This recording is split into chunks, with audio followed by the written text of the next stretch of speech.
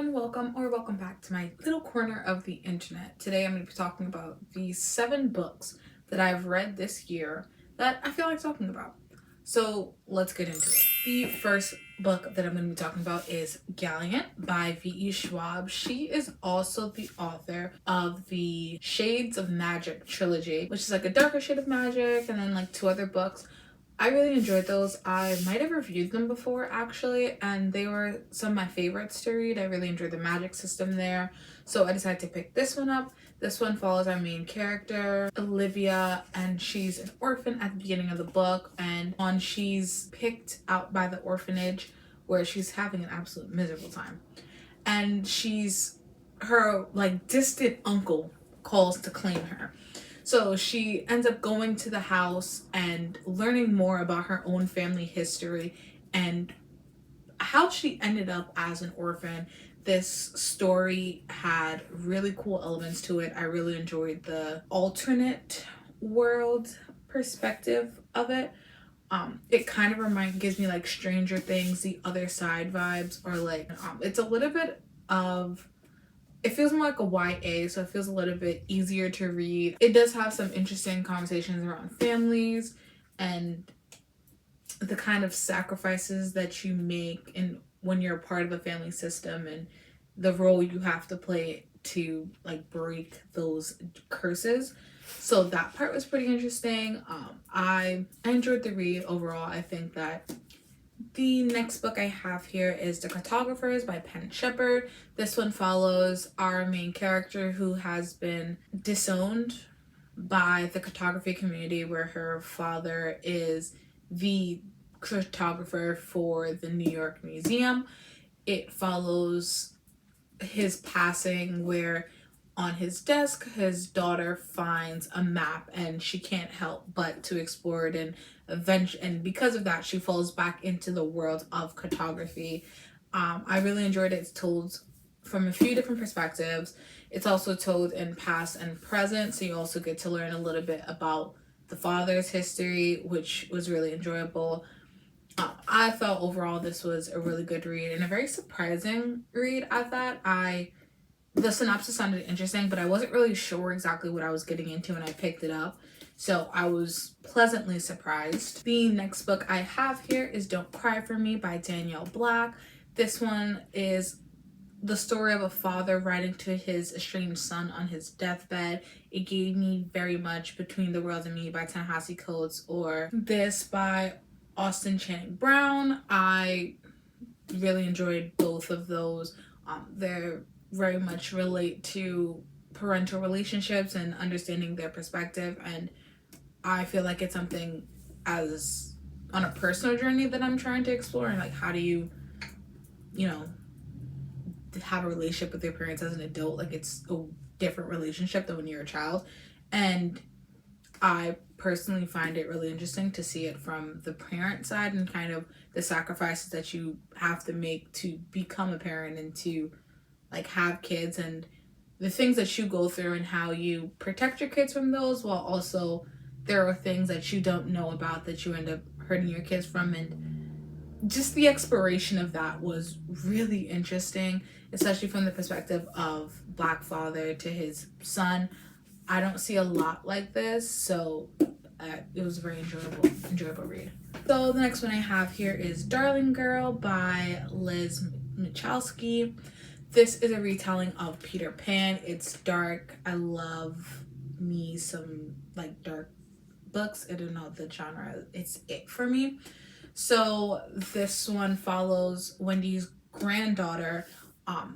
After she met Peter Pan, they ended up marketing the pixie dust and they ended up creating a beauty line, which made them a super rich family.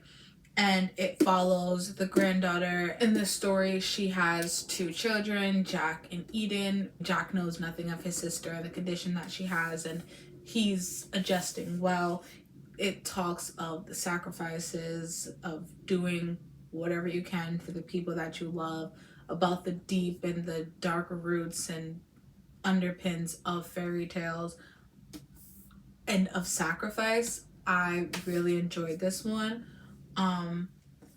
I definitely heard some mixed reviews on this one because there is a trigger warning for sexual assault in this that some people have said is unnecessary. I personally thought it was relevant to the story. I thought that it then characterized the character, put the warning there in case anyone's sensitive to those topics, but I enjoyed it. I thought it was a really great read. I thought that it brought up a lot of interesting conversations. I'm also a huge lover of fairy tales and folklore, so anything in that genre usually gets a thumbs up for me. So the next one I have here is Small Angels by Lauren Owen. So Small Angels is a church where Lucille and her sisters grew up in, and Kate is for whatever reason drawn to these sisters and begins to learn the secrets of the church and of the woods. Chloe, our character set in the present, is planning on having her dream wedding at this venue, or at Small Angels Church, which has recently become a venue. And Kate, who is going to be Chloe's sister-in-law, has to come back and join forces with Chloe in order to allow the wedding to go off with success. So this has a haunted church, haunted forest, spooky forest. You see family dramas, relationships. You're following people over a lifetime, and it's great. It's great. You learn a lot about the history of Small Angels, what happened, the sacrifices that are made to allow it to stay there. It's a book, okay? I think this was on the Goodreads choice, one of the nominees for best horror.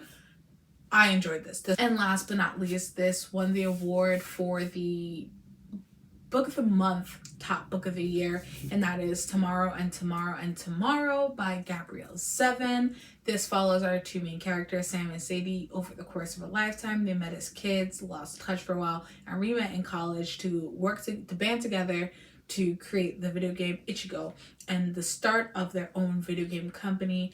You see them through love, loss, family, life, disability. Beautiful. Heartbreaking. You're mad at the characters for so much of this book, from their inability to talk to each other, to reconcile their differences and see each other, because their relationship is so deeply like they know each other. They are soul mates. And they don't have the capacity for so much of the book to be there for each other. And it's beautiful, heartbreaking, dramatic, but beautiful. I see why it got the Book of the Year award. There's a scene in here where I'm not gonna spoil, but after that chapter, I had to put the book down. I had to process it because it was... She has a talent, okay? I think I'll read anything that she puts out. I think she has one other book, if I'm not mistaken, and it's beautiful. Well, that's all we have for today. If you guys have any plans on reading any of these, let me know. I would love to talk about them more. If you know the scene I'm talking about in Tomorrow and Tomorrow and Tomorrow, please comment down below. Okay, Google's telling me that it's time for me to stop recording and get going with my day. It was great talking to you guys. I hope you plan on picking up something in this pile. If not, let me know what you're planning on reading in 2023, and I'll talk to you guys later. Bye.